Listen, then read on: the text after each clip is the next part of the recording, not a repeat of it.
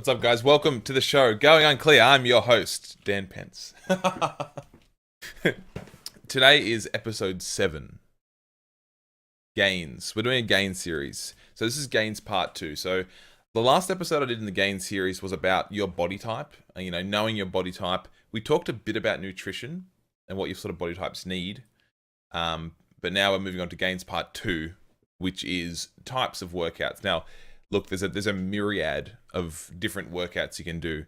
I've jotted down a few of the main ones, and it really depends on your personal time availability and the importance and the allocation of time you're allowing to go to the said gym or train or work out, whatever you do for physical exercise. Now, I just wanted to say regarding gains, the terminology gains is a broad term for progress. It doesn't mean necessarily only muscle building or, muscle gains. Although, like, when you build muscle, that is a form of gains. But it can mean, weight loss, endurance increases, conditioning increases. It's broad across the spectrum. So if someone says, "Oh, you're making gains," like they're saying you're making really good progress. They're not necessarily saying, "Buddy, you're getting bloody big and ripped." Although that is a good thing too, if that's what you're after. And that's what I'm after. I want to make gains in all forms of life, though, not just in the gym. I want to make mental health gains, mental strength gains, discipline gains, motivation gains, inspiration gains, driven gains, obsessed gains, muscle gains, all the gains. First of all, okay, you go into the gym. You've signed up at the gym. Let's put it in those shoes. You've signed up at the gym. You want to make some gains. Let's say you want to build some muscle, right? Let's say one thing you need to ask yourself is, how many times a week can you train? What availability or what importance are you putting this on yourself? Like, 1 day a week, I'd say, is not enough. You need more than 1 day a week. So let's start with 2. So you can train 2 days, 3 days, 4 days, 5 days, or 6 days. I train 6 days a week. I'm fairly advanced into it, and I've been doing it for a long time, so it's just the norm. It's normal for me to go to the gym most days. It literally just feels like, oh, well, it's like eating. It's like, oh, I'm gonna eat today. I'm gonna have a bowl of rice today. I'm gonna have dinner. It's the same to me in my daily routine and my my body rhythms. It is the same as that. I go to the gym. It's just part of it because I've been doing it for so long. And it's been such a good habit, and it's curved so many bad habits. Like, because I'm a tradie by trade. I'm a tradie by profession, a Sparky by trade. And it's pretty notorious that, after you clock off, like, yeah, go, mate, bloody yeah, get a VB up, yeah. You just after work, have a few beers and whatnot. Like, nothing wrong with that at all. But, for me personally, it would not aid in my gym gains, drinking beers every day. So the good habit that's ingrained into me of training has stopped me from, after work, having a few beers, because you don't want to have a drink and then go to the gym, because then you'll feel a bit out of it, you'll feel tired. It just doesn't put you in a headspace to work out, really. Going back to how many days can you personally train, let's start with a 2-day workout. 2 day a week, I mean. So if you have 2 days a week to train, I personally believe you should be doing 2 full body workouts. Say you're training, I don't know, let's say Monday and Thursday, or Tuesday, Friday, because you want to if you train twice a week, make the 2 workouts, make them 3 days apart, so that gives you enough time to recover. Especially when you first start, because you'll be using muscles you may have never used before, or haven't used in a long time, so you'll want to give that extra recovery time. So I'd say probably 3 days apart. It could be like in a Wednesday and a Saturday. It all depends on your schedule. But say if you can lock in 2 days a week, I would recommend to do 2 full body workouts. That way you're working every muscle group in your body twice per week. Because once is really good. Probably when you start, once is really good. Because you're going from doing nothing to then training. But I'd definitely recommend twice a week. So with a full body workout, so a good example of that might be do some squats or leg press. It depends on your trainer and the sort of workouts you can do, but you want to hit every muscle group per session. So you want to do some leg exercises, calves, hammies, quads. You want to do some chest exercises, so bench, some flies, different variations. You want to do some back stuff, so you want to do some pull-ups, you want to do some pull-downs, you want to do some rows, and you want to do some arm stuff, so you'll do some, bicep curls, you'll do some tricep push-downs, and then you want some shoulders as well, so you'll do, shoulder raises, military press, redelt flies. If you're first joining a gym, and you've got little to no idea, or it's been a long time, it'd be a good idea to get a PT at that gym to write your workout. Upon how many days you want to train. So if it was 2 days, I'd expect 2 full body workouts, and they'll run you through the types of exercises you can do. But that means every day for those 2 days, you want to be hitting every muscle group in your body. That way you're training everything equally to grow evenly, and also you're maximizing it by doing that twice per week. And with a 3-day workout per week, I would recommend doing... There's so many variations, that's the thing. I would recommend doing... if I only had 3 days a week to train, I would do a push-pull legs workout, that's hitting each muscle group once per week, but you start with a compound each time, so it can involve and recruit other muscle groups. So with push-pull legs, with push... So you do push on Monday, pull on Wednesday, legs on Friday. So with push day, you're doing all the pushing exercises. You're doing chest press. You're doing tricep stuff. You're doing front delt overhead press. So they're all pushing exercises. So you're working triceps, front delts, and chest primarily. On Wednesday, which is pull day, you'll do pull-ups, you'll do deadlifts, you'll do bicep stuff. So this is all pulling, right? Like pulling up a barbell for a deadlift, or pulling up your body weight with a pull-up. And on that day, I like to do side delt raises as well. So you're doing back, you're doing bis and side delts. And when you're doing back as well, with rows, or chuck in some redelt flies as well, so you work the back of your shoulder as well as the side. And with legs, look, legs is pretty easy. Legs is legs. So you're doing exercises for legs would be like, you're doing squats, you're doing calf raises, you're doing hammy curls, you're doing leg extensions.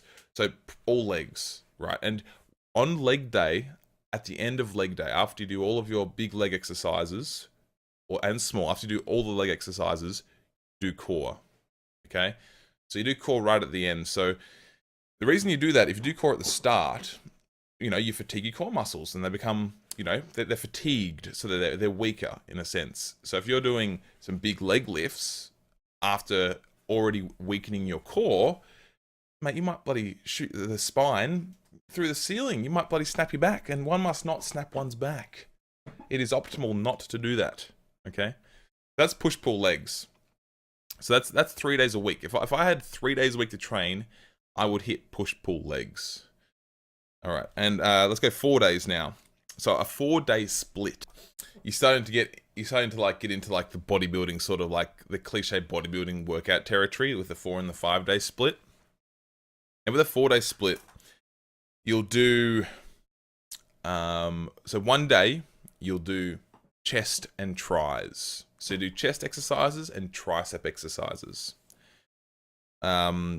Another day, you'll do back and you'll do bicep exercises. So you do, all back, like pull-ups and stuff, plus biceps. Another day, you'll do just shoulders. So you do like all variations of shoulders. You'll do lateral raises. You'll do military press, redelt flies. You're just a big, massive shoulder workout. You want these shoulders to boulders, baby. They're going to turn into clouds. And then on the last day, which is the 4th day, you'll do legs.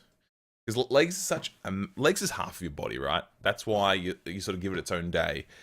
Your legs are huge, and it recruits and takes so much of your energy and effort to do, and can be so fatiguing. So that's why you generally leave legs on a day on their own, and you throw in some abs at the end, of course, as well. That's a 4-day split. Now with a 5-day split, this is kind of like the cliche 5-day bodybuilder split. I did this for years. So with a 5-day split, you'll do chest one day, you'll do back one day, you'll do arms one day, you'll do shoulders one day, you do legs one day. So it's literally 5 days a week, say Monday to Friday, or however you want to do it, of a different muscle group every day. And this is, I got a lot of gains out of this when I first started doing it because it was so different to what I was doing previously. Previously, I was doing 2 to 3 workouts a week, kind of like a how I said the full body workout. So that was on the 2 day, that the full body workout. I was kind of doing that 2 or 3 times a week. And then when I went to the 5-day split of 5 days of isolations, and lifting a bit heavier as well, I made a lot of gains from this. But recently, I've started doing a 6-day split, or 6-day push-pull legs. So I do push-pull legs, which is, the 3-day workout, but I do that twice a week. So that's why I'm there for 6 days. So I do push-pull legs, push-pull legs. So I'm hitting each muscle group twice per week. Now, this kind of threw me off a little bit because when you're doing a 5-day split, so legs one day, back one day, arms one day, chest one day, shoulders one day, you're doing a lot of exercises and a lot of concentration exercises for one area, like a whole day just for shoulders. So when I went to the push-pull legs, you're doing each muscle group twice a week instead of once, but you're doing less volume per muscle group in general. Or you're working on the big compound exercise, so the bigger muscle group first, and then your other stuff becomes accessory work. So that really threw my head at the start, because I'm used to doing an hour of bicep curls, and now I'm doing 10 minutes. What is this? But the thing is, when you're doing a pull day, when you're doing back workouts, when you're doing pull-ups and rows, you're activating a lot of bicep as well. So it's not like you're activating it, you're not getting less. You're still activating your bicep, and then you'll do accessory stuff at the end after you do your big workout. And I think when you get more advanced, it's beneficial to hit muscle groups more than once per week.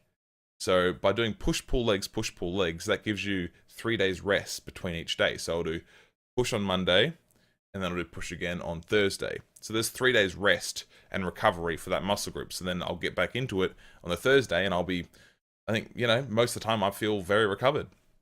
Sometimes if I've had a massive crazy workout, or if I've had a little bit of time off, a week off or a few days off, I'll feel a little bit sore, but generally that won't affect my strength. But if you feel too sore in any way, you shouldn't if you're debilitated with soreness and you can't move properly, you probably shouldn't work that muscle group again until it's better, really. One thing you might find is when you start getting stuck into it, when you have a big leg session, you might need a bloody disabled car sticker, because it just knackers you.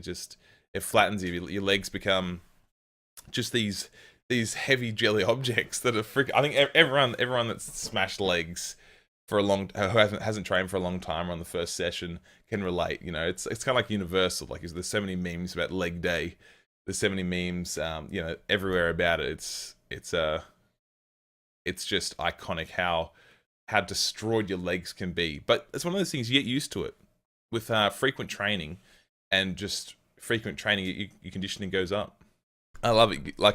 I get in my car after a leg workout, and pushing the clutch down, and my leg is shaking. I'm like, holy shit! That's a good measure to how well you did in the gym.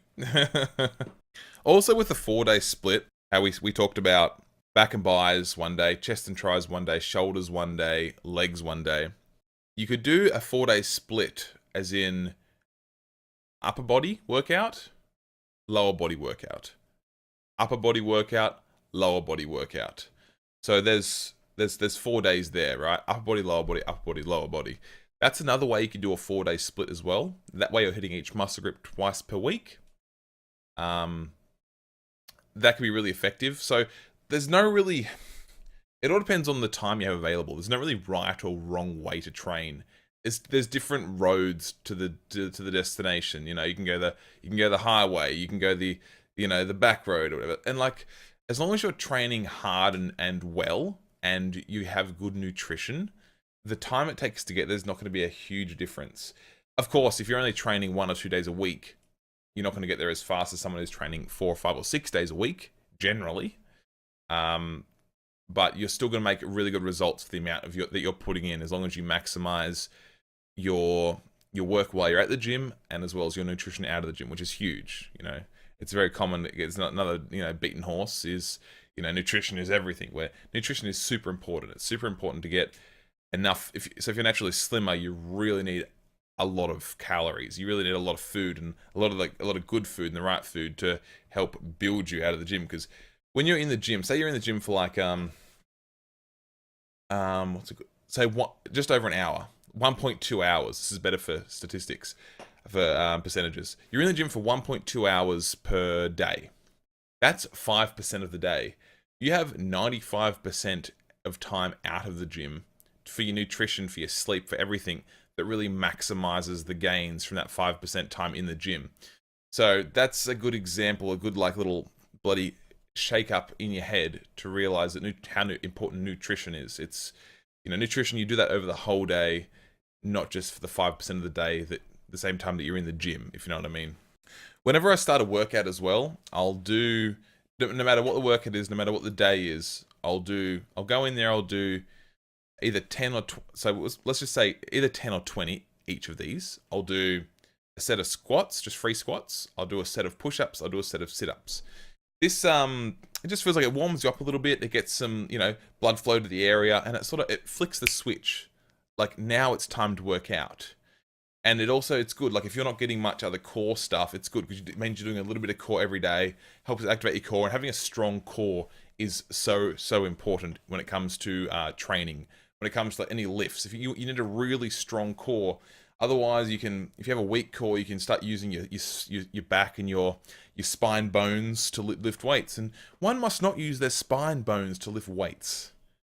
It's just not the way to go, because I've had injuries, and I've been there. I've had a couple of bulge discs in my back. I've had shoulder injuries. I'm just recovering from wrist injury right now, tendonitis. And it's if you can avoid injuries by doing the right things, by not lifting more than you're capable of, by having a strong core, by warming up, by doing certain stretches, bloody do it, mate. Because injuries suck. They're the worst. It's like, okay, injuries are this. They happen so quickly and the recovery takes so long. Imagine this. Let's get on a fighter jet. Let's fly from Australia to New Zealand. How long does that take? That takes about 1 minute. And, okay, well, there. Oh, nice. Welcome to Injury Town. Hello. No offense against New Zealand. It's purely an example.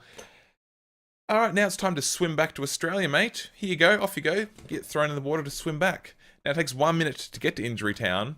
How long does it take to swim back from New Zealand to Australia? I don't know. That's about 1.2 megapoop kilometers. It could take months. So, for like doing something like thinking to yourself, oh yeah, nah, she'll be right, bloody lift it. Bloody yeah, get it up, mate. I might not be able to do it, but I reckon if I throw some spine into this movement, I might be able to get it up. It's so not worth it. A super good saying that has stuck with me, and it's a little mantra in my head, like, I'm at the gym to train my body, not my ego. So, like, you don't need to, like, do some crazy high weights to look impressive or keep up with someone. That's the worst thing you can do, unless you're really advanced and it's just a matter of pushing yourself. You don't only compete with yourself, like, because everyone seriously is at their own level. Like, the weight you can lift is relative to your level. Like, say you and I, like, you've never lifted and I've lifted for a long time. Say we're lifting, just doing some bloody bicep curls, mate. We're doing some dumbbell bicep curls. Just the standard cliche, what you do at the gym, right? Like, in the movies and everything. Say I'm doing 10 kilos, okay? I'm doing some 10 kilo bicep curls. Cool, I know what that is, 10 kilos, cool. You could be doing 3 kilos, and I'm working the same amount of hard work and the same, like, when it comes to like hard work and effort, I'm putting the same effort and work into lifting these 10 kilos as you are with the 3. So our heart rates are probably the same.